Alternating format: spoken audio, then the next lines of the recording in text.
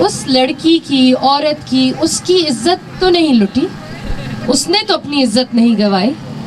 वो रेपिस्ट, वो मर्द, वो दरिंदा, उसकी इज्जत गई है। कसूर के रेप डिफेंस में नहीं हुए थे, हम क्यों बाहर निकले हुए हैं? हमारे DHA तो में तो अभी कोई रेप नहीं, हमें पता ना कि हुआ है, तो हम बाहर निकले सबके लिए। कि ये सिर्फ औरत के लिए नहीं है, ये एक मर्द के लिए है। हर बंदे की जिस्म की अपनी मर्जी है, ठीक है। ये एक आप इस स्लोगन को उठा के लोगों ने कुछ और ही बना दिया।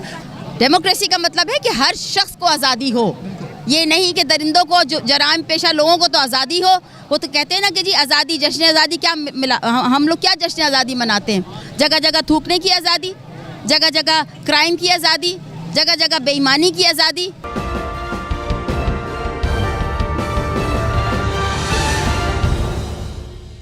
अस्सलाम वालेकुम व्यूवर्स, मेरा नाम है काशिफ शायारी और आप देख रहे हैं इस वक्त मोमेंटिक न्यूज़।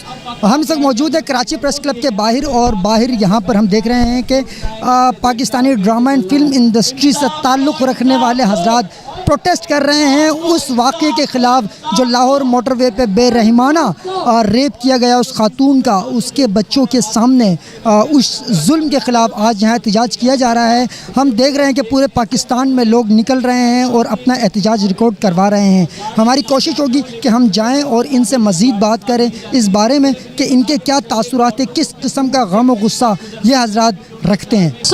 एक चीज़ जो कॉमनली हम लोग इस्तेमाल करते थे वो ये थी कि उस बेचारी की इज्जत लुट गई, बेचारी इज्जत लुट गई।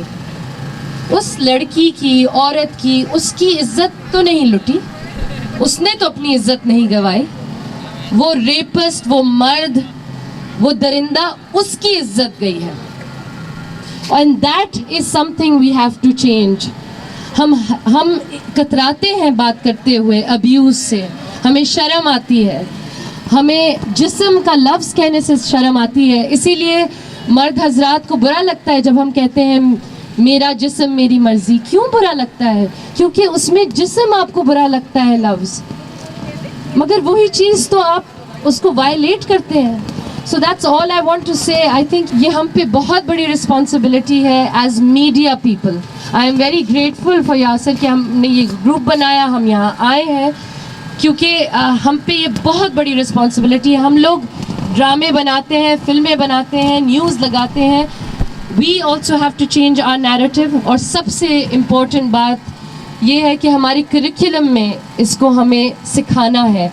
गुड टच, बैड टच, क्या सही है, क्या गलत है, अप्रोप्रिएट क्या है। हम उन लड़कों को भी किस तरह से, उन छोटे बच्चों को किस तरह से गुनहगार ठहराएं जब हम उनको सही चीज़ नहीं सिखा रहे। So that's all I have to say and thank you so much for all of you guys coming here. Thank you. अस्सलाम वालेकुम। अस्सलाम वालेकुम जी। आज हमने देखा कि कराची प्रेस क्लब के बाहर शोबिज़ इंडस्ट्री से ताल्लुक़ रखने वाले आप हजरात यहाँ पर शामिल थे। क्या समझती हैं आप, पाकिस्तानी ड्रामाज में भी इस तरह के इश्यूज़ को हाईलाइट करना चाहिए हमें? मेरा ख्याल है अगर आप टेलीविज़न रेगुलर देखते हैं तो हम इन इश्यूज़ को तो ज़्यादातर हाईलाइट कर रहे होते हैं। अब तो ज़्यादातर ड्रामे इस पे बन रहे होते हैं, इतने बन रहे होते हैं कि कैमरा वाले उस पर पाबंदी लगा देते हैं। बिल्कुल रेजिंग अवेयरनेस है जी, पब्लिक प्लेटफॉर्म्स हैं, ऑब्वियसली इस तरह की चीज़ें होनी चाहिए। मगर मैं बिल्कुल मैं एक चीज़ के अगेंस्ट भी हूँ कि अगर बच्चियाँ या बच्चे और औरतें ड्रामों में अगर उनको दिखाया जा रहा है कि वो रेप हो रहा है, तशद्दुद हो रहा है, आई थिंक मैं इससे भी अगेंस्ट हूँ कि ये भी एक किस्म की मैसेजिंग है, इमेजिंग है। मगर of course we have to raise awareness, you know, sometimes you have to show ugly things in order for it to for the audience to understand it. But अब देखें, मगर औरतों को जो मजलूम दिखाते हैं ना, ये हमने बंद करना है। औरतें मजलूम नहीं है, और से बहुत हमसे कहीं ज़्यादा मजबूत है। जो लोग चाहते हैं कि ये मामला ठीक हो, तो कौन लोग हैं जो नहीं चाहते कि ये मामला ठीक ना हो? जो लोग ये चाहते हैं कि ये मामला ठीक ना हो, इसका मकसद है कि वो चाहते हैं कि उनकी अजारादारी रहे, ठीक है, लोग उनके जूते के पैर के नीचे रहें ताकि कुछ भी ठीक ना हो। तो कहने मैं तो बार बार यही कह रही हूँ, किताबों में तो सब कुछ ठीक ठीक लिखा हुआ है। अभी का आप कोई लॉ की किताब उठा के पढ़ें, कहीं नहीं लिखा हुआ होगा कि कत्ल करने वाले को फांसी नहीं दी जाए, ठीक है, कहीं नहीं लिखा हुआ होगा कि रेप जिसने किया है उसको खुला छोड़ दिया जाए दरिंदे की तरह। हर जगह हर जुर्म की सज़ा लिखी भी होगी। लेकिन भाई मेरे, अब ये वक्त आ गया है कि उस जुर्म की अगर सज़ा मिलेगी नहीं तो चीज़ें कैसे ठीक होंगी? बात सारी ये है। देखो जो ज़ैनब का मामला, हर चीज़ को लेके टेलीविज़न पे मैं किस का नाम लूँ? बड़े से बड़े टॉक शो का मुझे आज तक बता दें, अगर कहीं किसी टॉक शो के किसी बात का कोई रिजल्ट निकला हो? शायद निकला हो एक आध दो, लेकिन ये रेशो तो नहीं होना चाहिए ना कि 100 टॉक शोज होते हैं और अगर हल जो है वो एक दो का निकलता है, तो this is not right, this is not fair. अब हमने देखा ज़ैनब के मामले पे उनके जो रेपिस्ट हैं उनको सज़ा मिल चुकी, उन्हें फांसी लगा दी गई, उसके बाद ये भी मामला हुआ, तो आप क्या मुतालबा करती है कि आया इस तरह के मुजरिमान को खुलेआम फांसी लगा देनी चाहिए? मेरा ख्याल में पता नहीं मैं कहाँ तक ठीक हूँ कहाँ तक गलत, लेकिन कहते हैं कि जी अभी ये नहीं कहना चाहिए, उन मुल्कों में जहाँ पे बादशाहत है वहाँ तो ये होता है और जहाँ ये डेमोक्रेसी है, खुदा जाने डेमोक्रेसी का मतलब हम क्या लेते हैं। डेमोक्रेसी का मतलब अगर ये है कि आप किसी का गला काट के दौड़े फिरें, भागे फिरें, if this is democracy so I don't agree. ठीक है, डेमोक्रेसी का मतलब है कि हर शख्स को आज़ादी हो, ये नहीं कि दरिंदों को, जो जराइम पेशा लोगों को तो आज़ादी हो। वो तो कहते हैं ना कि जी आज़ादी, जश्न आज़ादी क्या मिला, हम लोग क्या जश्न आज़ादी मनाते हैं? जगह जगह थूकने की आज़ादी, जगह जगह क्राइम की आज़ादी, जगह जगह बेईमानी की आज़ादी।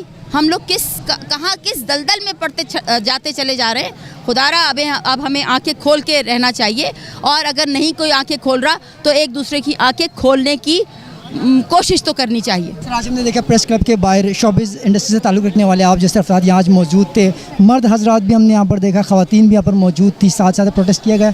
ये कोई पहला वाक़या नहीं था ये जो हुआ अभी। इस तरह के वाक़यात की मज़म्मत किस पुरज़ोर अंदाज में करती है आप जैसी बरादरी? देखिए, हम तो कोशिश कर सकते हैं और हम चाहते हैं कि जितनी हम, इसलिए हम सारे यहाँ इकट्ठे हुए हैं क्योंकि हम कोशिश कर रहे हैं। हम फ्रस्ट्रेट हुए हुए हैं, हम लोग बड़े गुस्से हैं, मतलब क्या कि ये जो इंसिडेंट हुआ, आई थिंक इसने सिर्फ हमारे नहीं बल्कि पूरी कौम के जो है ना जज्बातों पे खेला है। और आप ये एक आइसोलेटेड इंसिडेंट नहीं है, ये पहली दफ़ा चीज़ नहीं हो रही, ये सालों भर होती रही है और इतनी इंक्रीज़ पे है कि हम उसका एहतजाज कर रहे हैं कि गवर्नमेंट इसका कर क्या रही है।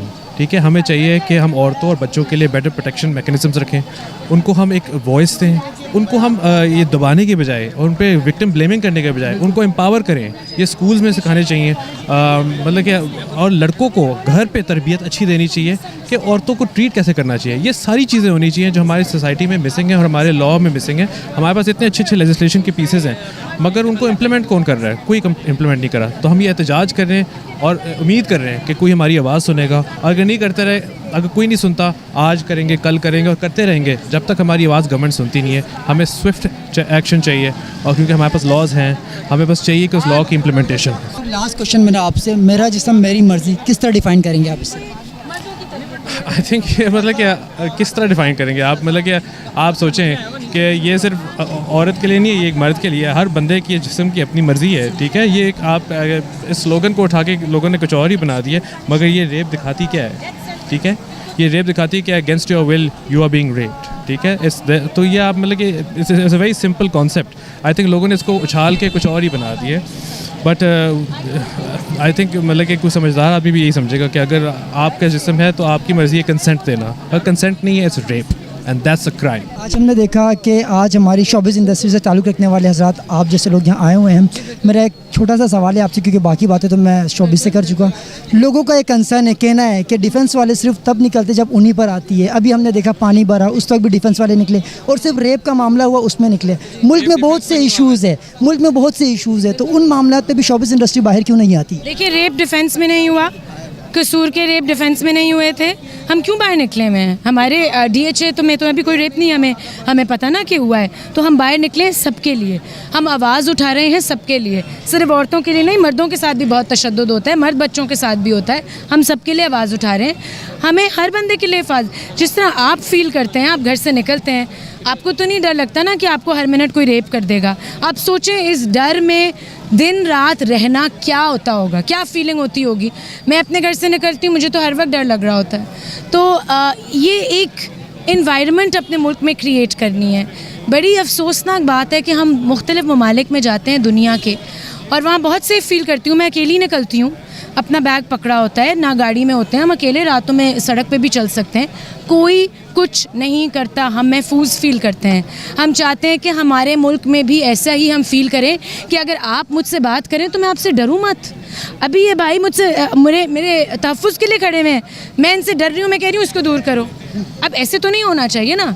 तो हमें लगना चाहिए कि हमारे मुल्क के लोग, हम सब इकट्ठे हैं। अगर हम अपनी एक दूसरे की रिस्पेक्ट नहीं कर रहे हैं इंसानों की, तो फिर फ़ायदा क्या? मेरा जिस्म मेरी मर्जी को किस तरह डिफाइन करेंगी आप? देखिए, इस पर मैं कमेंट नहीं करना चाहती। हम अभी, वैसे तो मैं आपको ज़रूर बहुत डिटेल में बता सकती हूँ। मेरा जिस्म मेरी मर्ज़ी एक ऐसी स्लोगन है जिसको बहुत ही मिसकंस्ट्रू किया गया है। नायाब जान एक मेरी बहुत अच्छी दोस्त हैं, एक जर्नलिस्ट हैं, उन्होंने बहुत अच्छे तरीके से इसका मीनिंग एक्सप्लेन किया है और मैं पूरी तरीके से उस मीनिंग के साथ एग्री करती हूँ।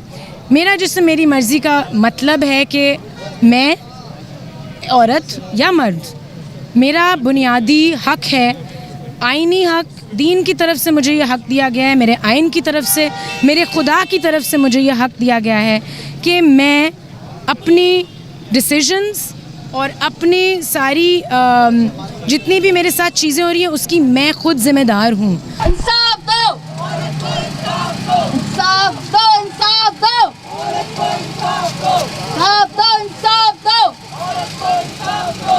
सर, हमने देखा कि मुल्क में लाहौर मोटरवे का जो सान्या हुआ, ये कोई पहला सान्या नहीं था, न कोई आखिरी है।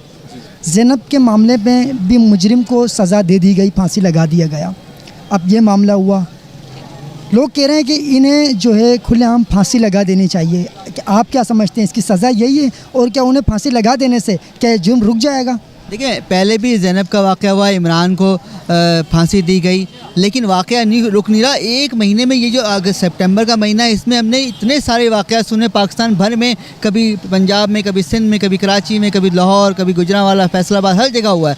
तो कोई वाक़या रुक नहीं रहे, लेकिन इसके लिए फांसी लगने के बाद सरेआम फांसी दें, एक सबका जो मुतालबा पूरे पाकिस्तान के लोग कि इबरतनाक सज़ा होनी चाहिए। लेकिन इसके साथ जो CCPO लाहौर है, उस जैसे माइंडसेट को भी यहाँ सज़ा होनी चाहिए। वो हिमायत कैसे कर रहा है, कैसे वो कह रहा है कि कोई लड़की अगर निकली रात देर से तो उसका निकलना हक नहीं है?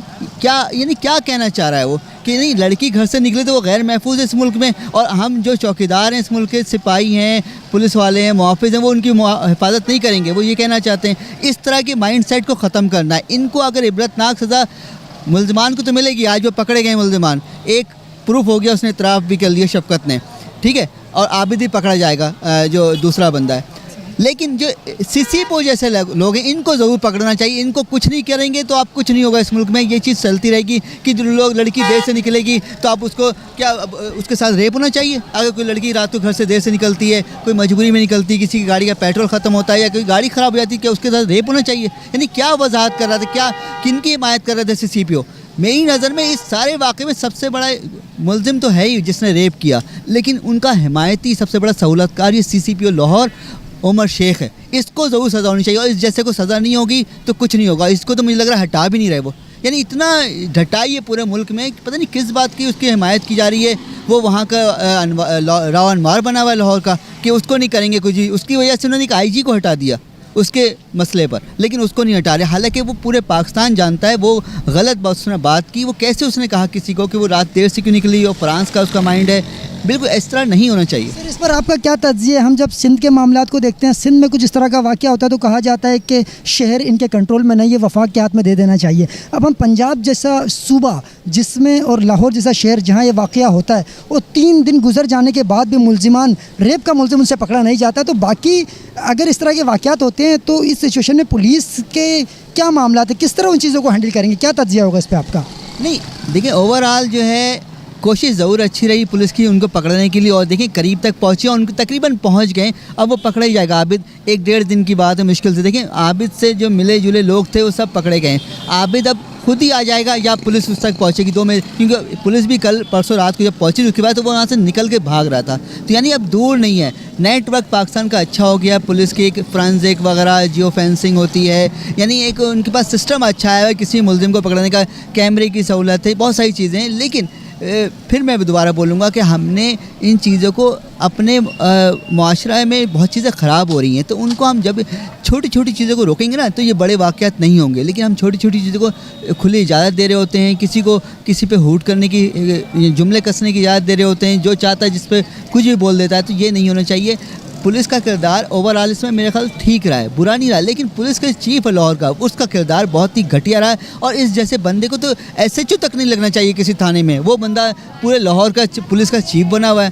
तो मेरी नज़र में पुलिस का किरदार ओवरऑल अच्छा रहा है। आईजी वहाँ का बहुत अच्छा, पंजाब का नया आईजी आया, अभी 4 दिन उसको वो इनाम गनी, उसने बहुत अच्छा काम किया। उसने बाकायदा बोला है कि जो चौकीदार है उसको इस तरह नहीं करना चाहिए। वो कैसे कह रहा है कि हम तहफ़्फ़ुज़ नहीं कर सकते, क्यों निकलते हो घर से बाहर, रात को देर से घर से बाहर नहीं निकलो। बहुत बहुत शुक्रिया सर आपका। बस यही आखिर में कंक्लूजन निकलता है कि इदारों को मजबूत होना पड़ेगा, अदलिया को मजबूत होना पड़ेगा और फैसले बगैर किसी बायसनेस के उन्हें देने पड़ेंगे। सर बहुत बहुत शुक्रिया आपका। Thank you. जी तो व्यूअर्स, आपने देखा कि आज हम कराची प्रेस क्लब के बाहर मौजूद थे और यहाँ पर जो एहतजाजी मुजाहरा किया गया Pakistani film and drama industry से ताल्लुक़ रखने वाले लोगों का, हमने उनकी राय जानी और लाहौर मोटरवे पर होने वाले इस अफसोसनाक सानहे पर उनकी क्या राय थी, किस अल्फाज में उन्होंने मजम्मत की, उन्हीं की ज़बानी आपने सुनी। मुझे दीजिए इजाज़त, इंशाल्लाह अगली बार फिर किसी नए टॉपिक के साथ मुलाकात होगी। तब तक के लिए अल्लाह हाफ़िज़।